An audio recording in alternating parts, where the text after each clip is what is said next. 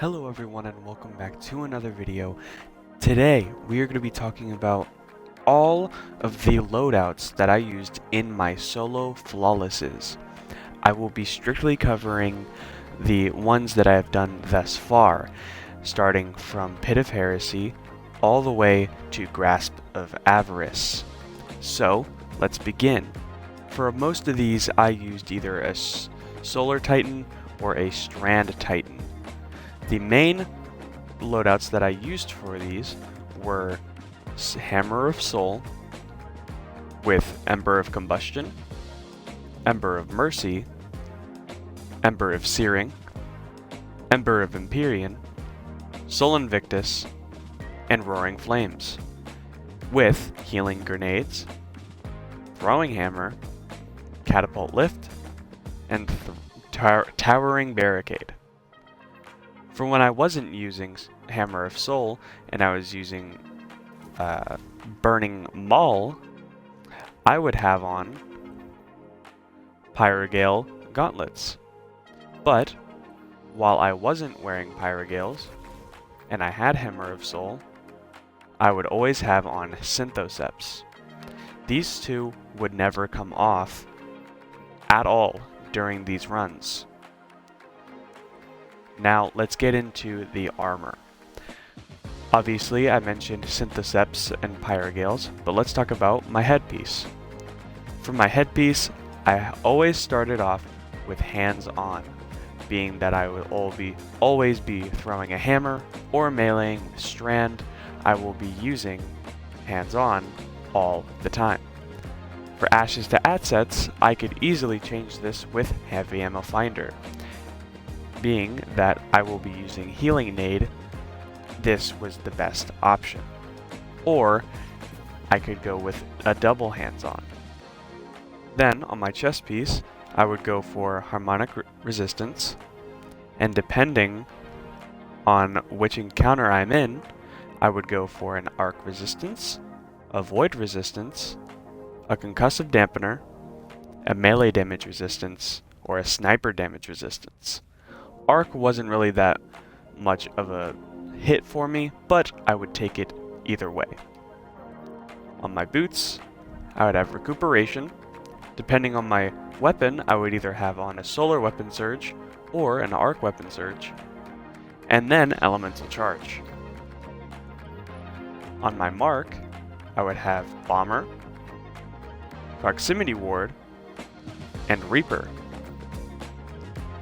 This was my entire build with Solar.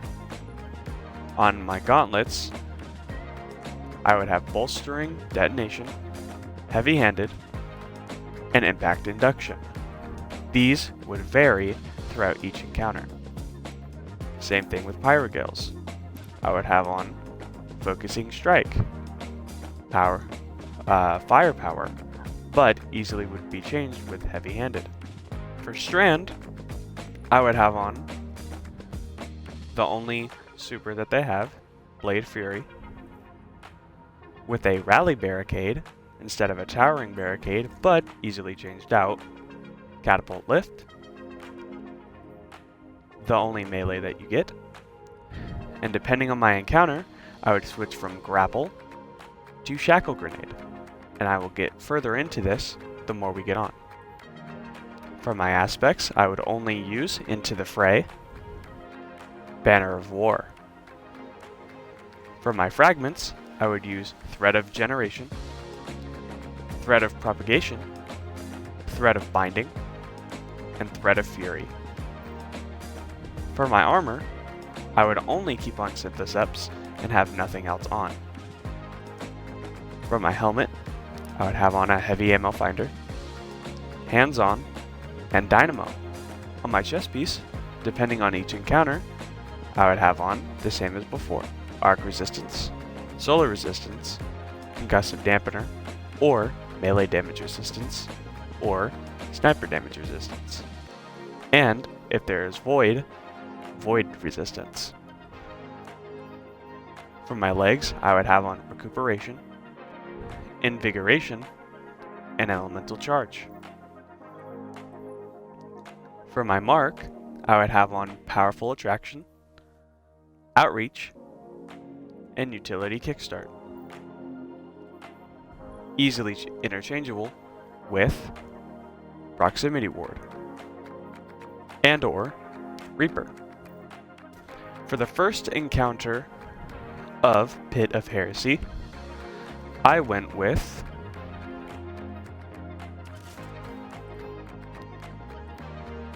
Xyle's Bane, Ragnhild, and the other half. I used this for survivability, ad clear, and damage. I would also use these as well, because this was the best loadout that I had handed to me. Then, getting on to the next encounter, which is the ad clear encounter, where you have to take up all the orbs, I would switch to Thunderlord. Thunderlord strictly being for the big knights that stand up top. Everything else I can handle with Synthoceps and Sunbreaker.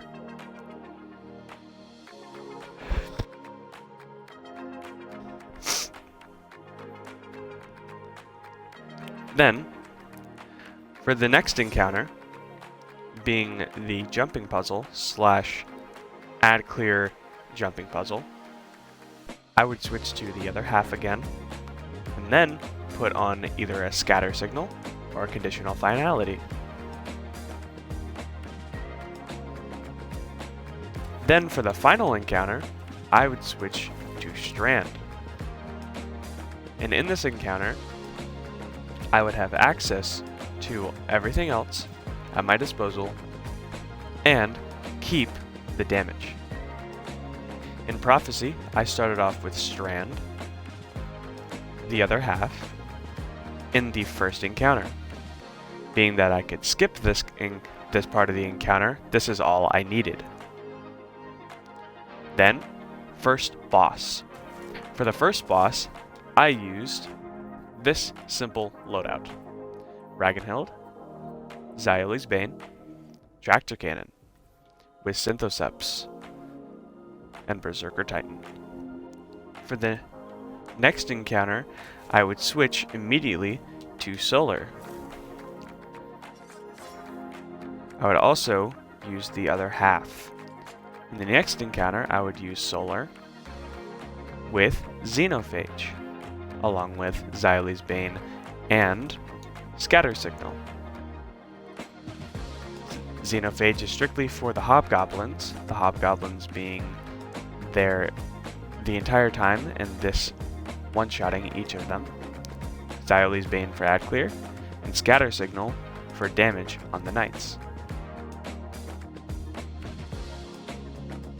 Then, for the final encounter, I would switch to Dragon's Breath, keep on Sunbreaker Titan, and keep on Synthoceps.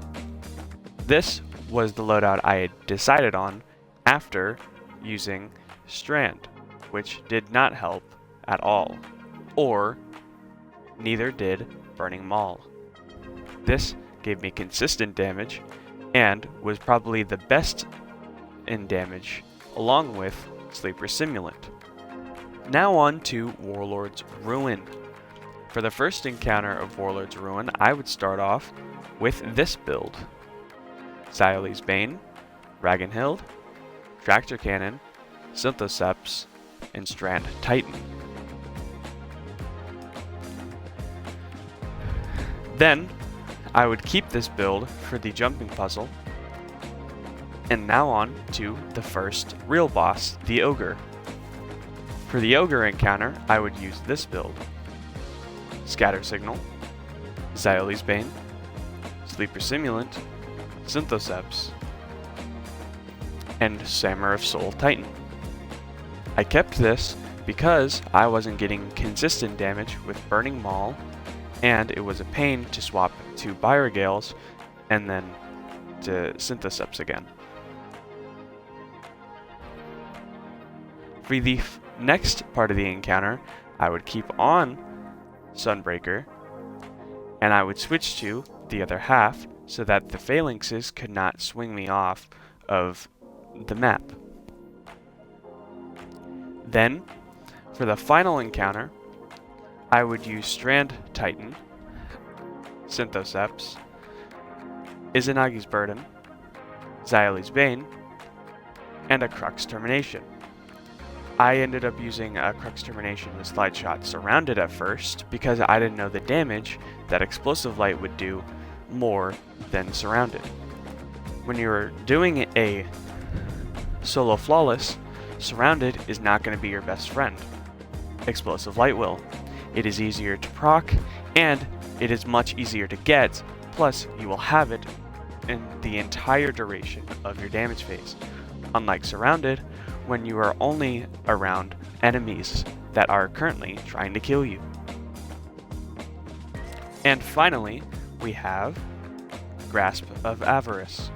For the first encounters of Grasp of Avarice, I started off with Scatter Signal, Xyle's Bane, and the other half, making my way through to the Ogre, aka the first boss. For the first boss, I used Ragnhild, Xyle's Bane, Tractor Cannon, a Strand Titan, and Synthoceps. I also would swap this to a Dragon's Breath Titan with Burning Maul and Pyrogales, this being interchangeable and completely up to personal preference. Then, for the Sparrow part, being that you only need a Sparrow, I used a Sparrow. Then, for the final encounter, I used Tractor Cannon,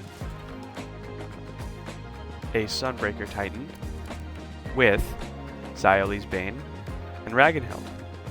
This build did not go well for me, as shown in my solo flawless video, so I switched to a Pyrogale Titan with Burning Maul,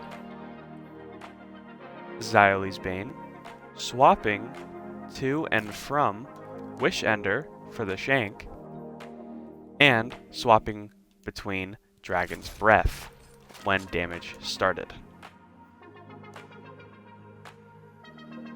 There you have it, guys. That is the exact every single Titan exotic used, every single Titan armor piece used, every single Titan subclass and weapon that I used for each and every single one of my solo flawlesses. If you liked this video, please like and comment some of your builds. If you do enjoy my builds, try them yourself, and I will take into consideration everybody's build because I believe that everybody out there has a build that matters and is worth it. So please show me your build and I'll do my best to show them in future videos. Thank you for watching, and I hope you enjoyed listening to me talk about these weapons, and I hope you enjoy the next videos coming up.